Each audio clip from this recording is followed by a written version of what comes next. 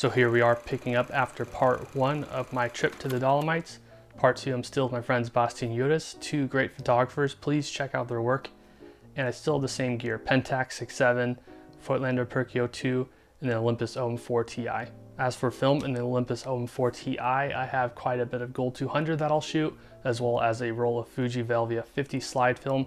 Turns out like trash, but you'll see the results. And then in the Pentax 6.7, I got Portra 400, Portra 800, as well as some Ektar 100. For the Voigtländer Perkeo II, I have TMax 400, as well as a roll of Portra 800, so you can kind of see how this folder performs with color negative film. So let's just dive in head first to part 2 of my trip to the Dolomites. It was the morning of day 4, and right outside our accommodation we had a really nice little meadow that was shrouded in fog with some really beautiful golden light peeking through. In the far background, of course, you had some towering mountains. After photographing in the fog, it was time for our first hike of the day, and that was to Lago Federa.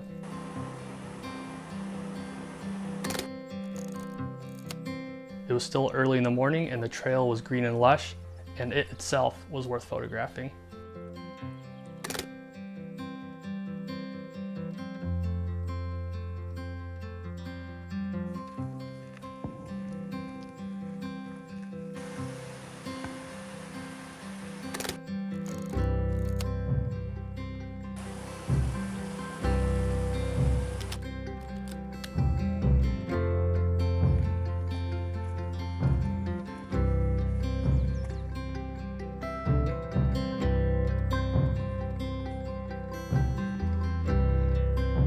By the time we reached the lake, it was pretty foggy, which is not the best for color negative in my mind, but for black and white, straight kicks ass.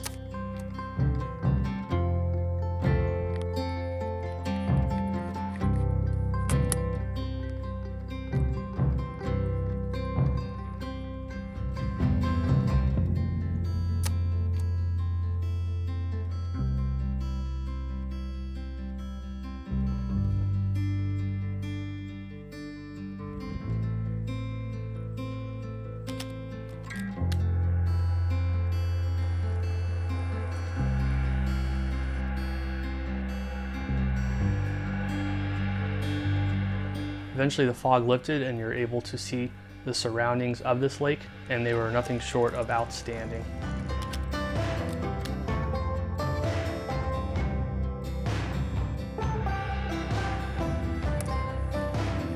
On the way back down, I found a couple more compositions along the trail. The first one being this low fog that was hanging over the trail. Unfortunately, it lifted just as I was taking the shot, so you don't really get that fog. And the second shot, of course, is this gnarled tree with the rock in the middle. I really like this composition, a little more close up, a little more intimate compared to most of the wide photos of the Dolomites. Eventually the rain came in earnest and we had to sprint back to the car. Fortunately my gear didn't get fried from the water, but it's a little risky being out and exposed in elements. For the second hike of the day, we had a planned hike around Drei Zinne, which, if you don't know, is one of the main attractions in the Dolomites. It's also one of the more stunning ones. It is pretty much 3 really large rock formations, or 3 large mountains that are perfectly encompassed by just the most sweeping vista you can imagine. Just like with part 1, I'm going to dive back into the history of World War I here, because at Drei Zinne you're basically right on the front line where the Austro-Hungarian border was with Italy, and right up to this rock formation. And on this rock formation there were tunnels, there were trenches, pretty much everything you can imagine, and much of that still remains because of the high elevation, because nothing really gets overgrown above the tree line.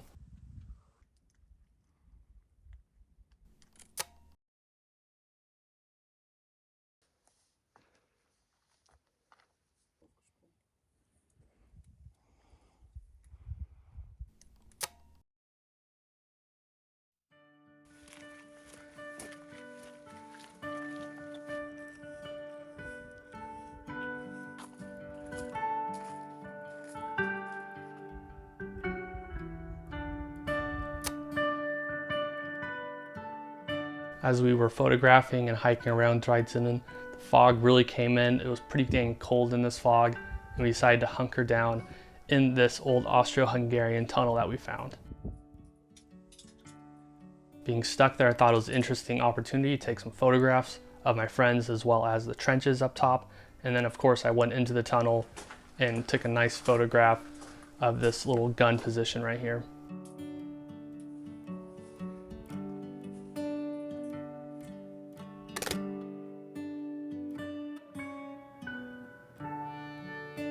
Fortunately, the fog did eventually clear and we made our way back across away from Drei Zinne to this mountain hut. On the way down, I found actually a bunch of barbed wire, a bunch of bottles, a bunch of refuse from the war, which I thought was pretty wild just to be hiking around, walking around pretty much the trash and the smaller items of the war.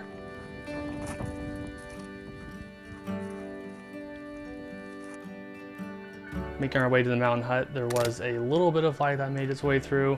Unfortunately, we were on the back side of the mountain, so we weren't going to get a sunset, and with a heavy cloud cover, we really weren't going to get much afternoon light. Nonetheless, it was a beautiful scene. And of course, I found another tunnel from World War I.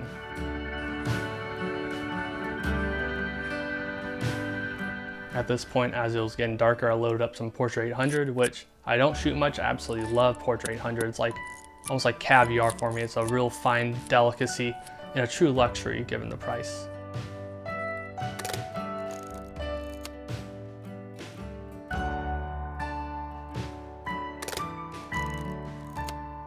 About midway through my roll of Portra 800, the fog rolled in once again, and it was getting pretty dark, so we made the long slog back to the car and back to our accommodation. At the start of day 5, we hit the trail at about 4 in the morning on our way to the legendary Lago Sorapis. About midway up to the lake, we were greeted with what was an absolutely amazing sunrise.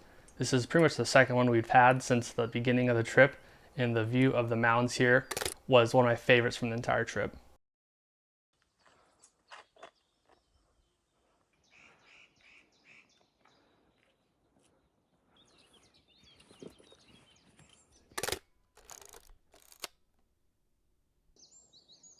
This was also a good time for me to switch over to Ektar, another saturated film, both because of the sunrise as well as in preparation for the lake.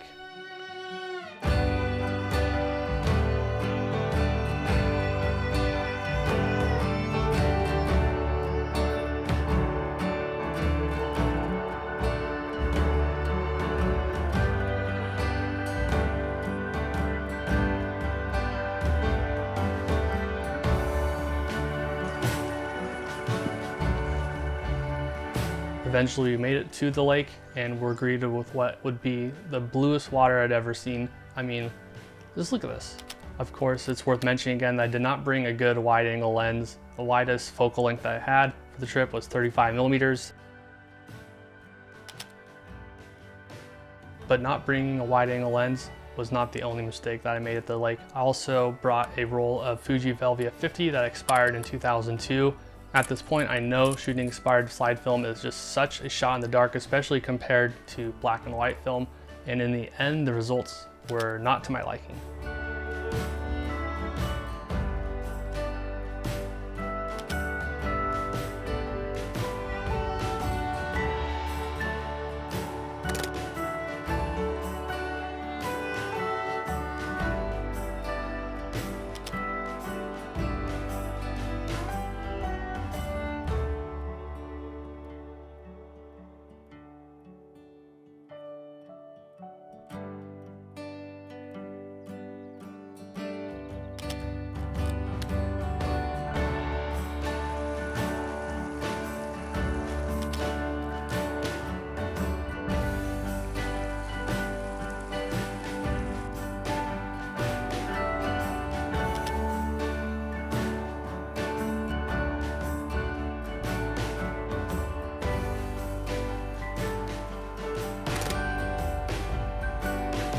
Knowing the inherent risk of shooting expired slide film, however, I pretty much just shot the heck out of it as quick as I could to get back to good old Gold 200.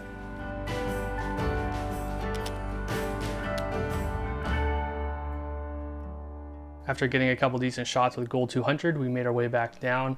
And there's a couple sections here I would say if you're afraid of heights, you probably wouldn't like the hike because you're pretty much holding onto a cable, and then to your right, you gotta drop to ultimate death.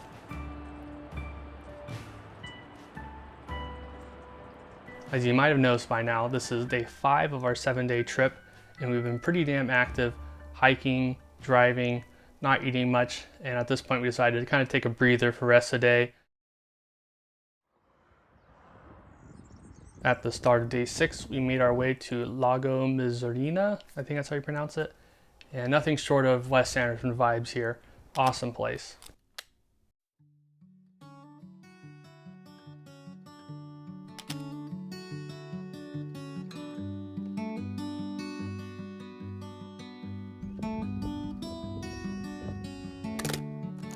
After going to this lake, our plan was to drive to Plätzwiese, where we would be staying for the night and where we would be ultimately doing our last hike on day 7.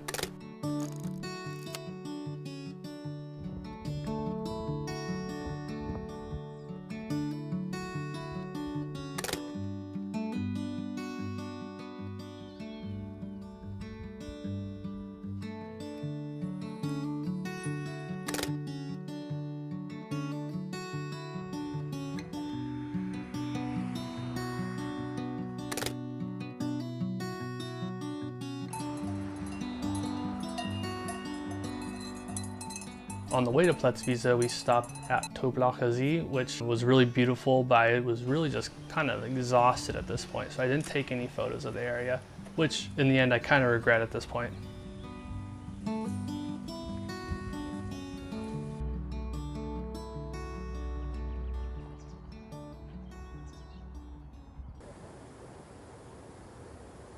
This lack of motivation was quickly dissolved by the time we made our way on the road again, and we came across this really beautiful mountain meadow, loaded full of flowers, loaded full of these old abandoned sheds. Just an awesome place, really colorful, really vibrant. We also came across this scene. Holy shit, a whole abandoned resort, untouched.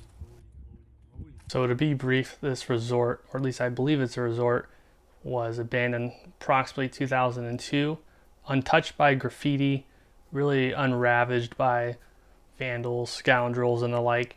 So really just lost place in the finest form, and quite a few old historic buildings as well. Most of the buildings were in an advanced state of decay, especially after 20 years in the Dolomites, but there were at least a couple of buildings that we could go into that were chock full of items.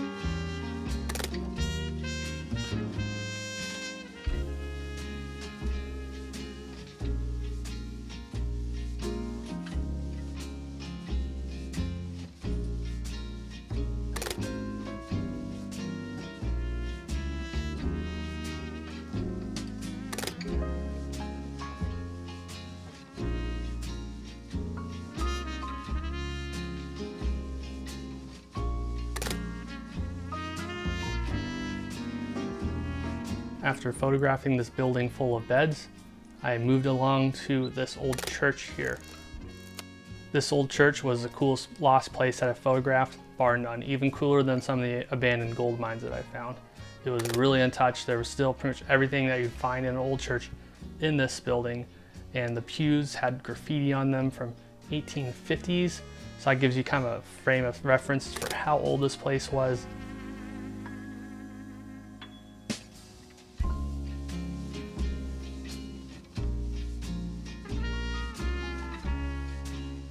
The paintings, especially the one at the altar, is actually dated to the 17th century. And if you look in the background of the painting here, you can see the church surrounded by this village. The village is no longer there. It was replaced by these resort buildings. And nonetheless, you can see how old it is just by seeing it being the center point of this former village.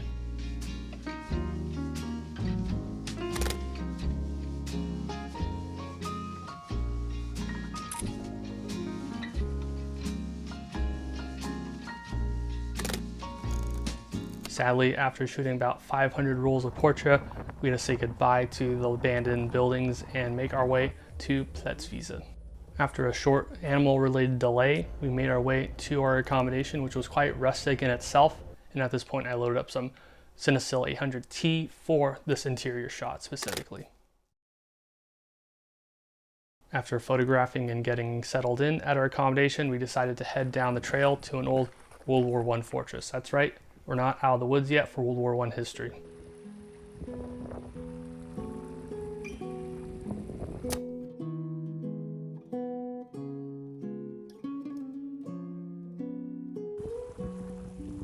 This fortress was pretty unique in that it was actually converted into a private residence. Above the residence, of course, are loads of trenches and even a couple spots where you could literally see where they mounted machine guns to fire out of. Pretty insane. And then, what's a Dolomite World War I battlefield without tunnels?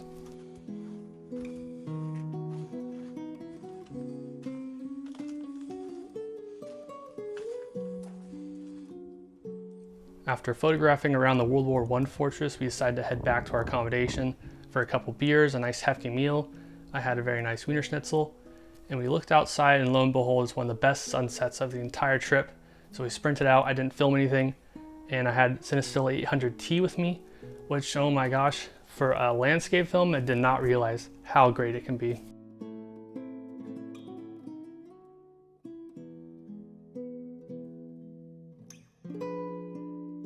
After our nice Cinestill sunset, we decided to go to bed pretty much immediately because the next day, day 7, we were back on the trail at 2 in the morning. We hit the trail early because we had to catch the sunrise on top of Dürrenstein, which is the big mountain directly adjacent to our accommodation. It's a nice little way to start the day, and it was a nice little last bang from our trip. For the last big hike, I decided just to bring the Voigtländer Perkeo II, nice light folder, pretty minimal, and a roll of Portra 800.